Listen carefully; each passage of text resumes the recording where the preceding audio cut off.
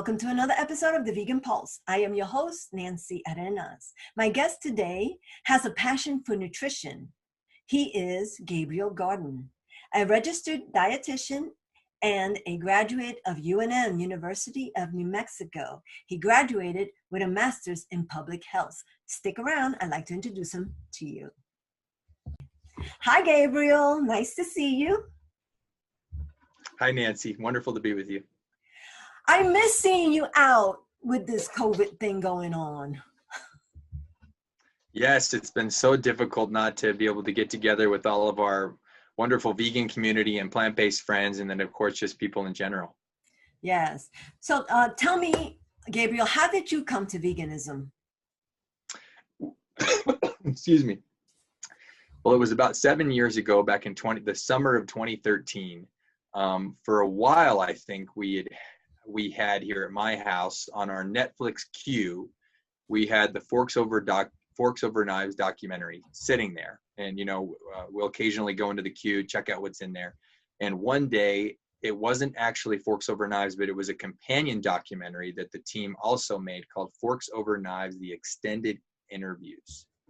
And so that, the Forks Over Knives documentary talks all about plant-based nutrition, and it specifically uses a number of case studies where it follows a number of people who've been struggling with either, severe like type 2 diabetes, heart disease, diseases like that, common chronic diseases, and shows kind of the reversal that takes place in their health when they adopt a whole food plant-based diet.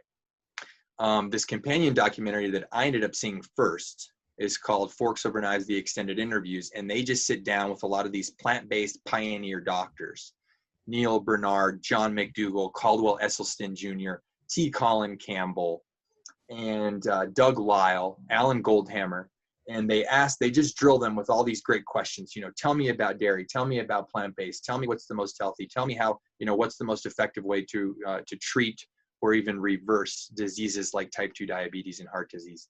And these doctors or PhDs just answer all these questions. And that, for me, it just hit me so powerfully. I said, wow, this is awesome. And I was just in the right place and time in my life where I was open to taking in that information and not being defensive, saying, well, no, I think you really do need meat or eggs or dairy, and this is why. And I'm going to kind of, dig down into my trench, and I'm going to just create excuses or try to rationalize why I shouldn't change the way that I eat. Instead, I said, no, this really makes sense. And these doctors have been doing this for decades after decades, and they have this breadth of research to demonstrate that this way of eating and living is legitimate and is best for the human body. And so I just immediately, overnight, I had still been eating meat, dairy, and eggs. And I said, I'm going to give up those foods because I had long had a passion for human health and athletic performance. And so I wanted to see what kind of impact it would have on my overall health. And so I adopted a whole food plant-based vegan diet overnight. Actually, about a week later, we had a bunch of cans of tuna in the pantry. My parents and I, one night a week or so would just make a big salad, and then we'd split a can of tuna 3 ways. And so one night we split a can of tuna 3 ways, and I had seen the documentary with my dad the first time. And then I told my mom, hey mom, you really got to check out this documentary. So I sat down a second time with her. We watched it again. And then ever since then, I've never returned to eating, any kind of animal products. That was 7 years ago.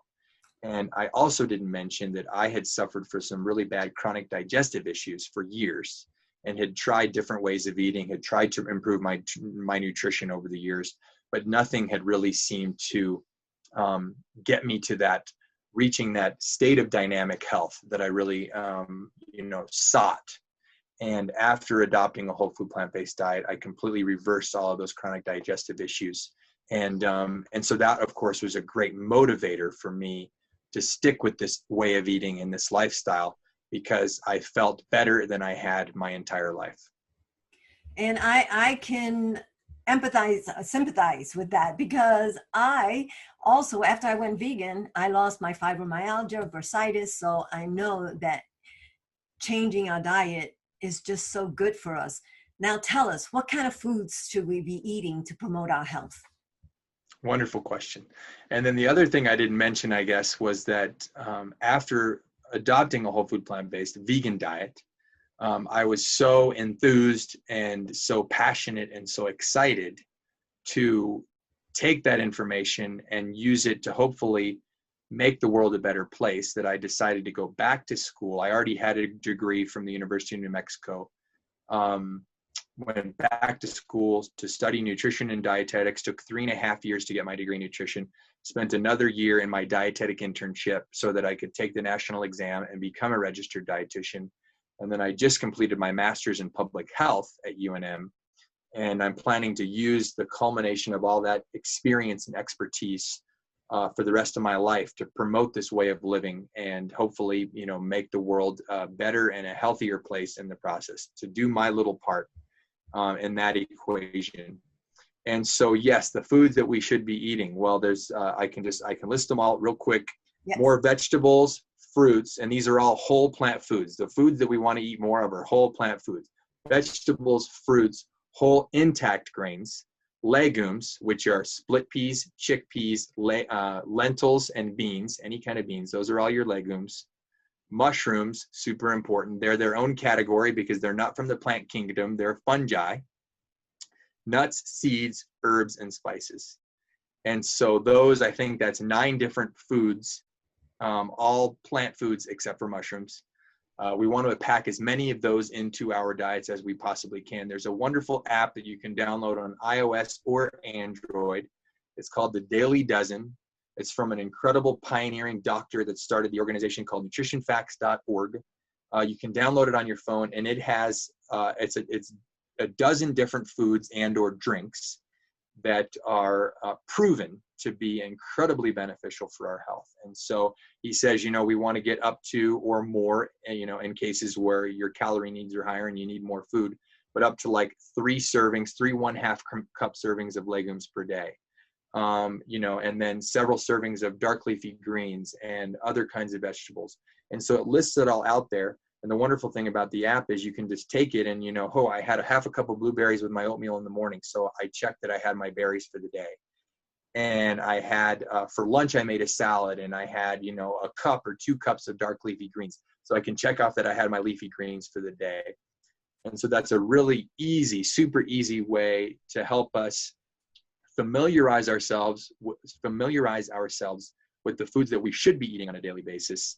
And then it'll prevent us from forgetting, because it's right there on the app, and you can literally just, hit the little check boxes whenever, and it's kind of a fun game. You can just see how many things you get in a day. But don't get down on yourself if there's a number of foods at the end of the day that you haven't fulfilled, because any change, any small change, whether it's just adding 1/2 cup of blueberries to what we've already eaten for the last 20 or 30 years of our lives, adding 1/2 cup of blueberries is going to make a big difference in your overall health. So just celebrate the wins and don't get down on yourself or feel guilty for the things that you still may need to improve. That is awesome. I do have that app. I did download it, but I haven't used it, I have to confess. I don't use it either. I never downloaded it because I just feel like I have enough of a routine, and I just pretty much exclusively eat whole plant foods. But that's a great tool for people who aren't familiar with this way of eating. It'll help remind you about those different food groups that we want to incorporate consistently on a daily basis. And that's the reason why I did download it, but I don't use it because I'm working with plant-based, rice, legumes, and nuts, and all that kind of stuff. So, but now that you said it, though, it is kind of a cool thing to just keep track. So maybe I will start using it. Tell me a little bit about supplements. Supplements, great question, Nancy. So supplements, they're a double-edged sword. They're an important tool that we can use to help and promote and maintain our health, and then in certain cases, of course, get back to health if we're dealing with certain kinds of illness. But they shouldn't be used as a catch-all for, it doesn't really matter that much what I eat, because I can just take a supplement and then I'm going to make sure that I get, whatever my body needs if I just take my vitamin or whatever other supplements that I bought. It's very important for people to know that whole foods, food as grown, as we find it in nature, they are going to be the best, most effective, and safest packages to bring nutrients into our bodies, okay? Because those are the foods that we've evolved eating over the past millions of years. And so our bodies know how to deal with the nutrients when they come in those packages. When we synthetically or otherwise pack huge amounts, we concentrate huge amounts of individual nutrients in the form of vitamins and other supplements into these supplements that people take, where they're not coming packaged with the synergistic effects that come with the fiber and all the other phytochemicals and the very specific ratio of nutrients that are all brought together inside of whole foods that make sure that not only do we get what we need, but it prevents us from getting more than we need. And when we supplement, this has been very well documented with supplements like vitamin E. Vitamin E is a well-known antioxidant. And so in the past, they did scientific trials and studies where they gave people vitamin E supplements thinking it would improve their health. What did it do? It did the opposite. When we take concentrated amounts of these isolated nutrients, we can actually do more damage than good. And so one nutrient of concern specifically on a vegan diet is vitamin B12. In the past, when we used to drink, natural spring water straight out of a stream, and we used to eat our produce straight out of the ground when it still had a bunch of dirt on it, vitamin B12 is synthesized and produced by bacteria in our soil. And so before our world was so clean and hygienic and sanitized, we used to be able to get vitamin B12 naturally from eating dirty produce and drinking water that hadn't been chlorinated, and sanitized. But we don't live in that world anymore. And so we're not getting vitamin B12, by eating enough of the dirt that it comes in. And so that's something that's super necessary that we supplement on a vegan diet and/or make sure that we're regularly consuming on a daily basis foods that have been fortified with vitamin B12. I don't eat any fortified foods because I tend to just go straight for the whole plant foods as we find them in nature. And so I make sure to take a reliable vitamin B12 supplement on a regular basis. Well, thank you so very much, Gabriel, for those informative answers. I loved having you on the show. I need to have you back because I have questions, man. I got lots of questions. And I have lots of answers, or at least I'll try to share good information. Thank you so very much for being on the show. Bye-bye. Thank you for joining us on another episode of The Vegan Pulse. I am your host, Nancy Arenas.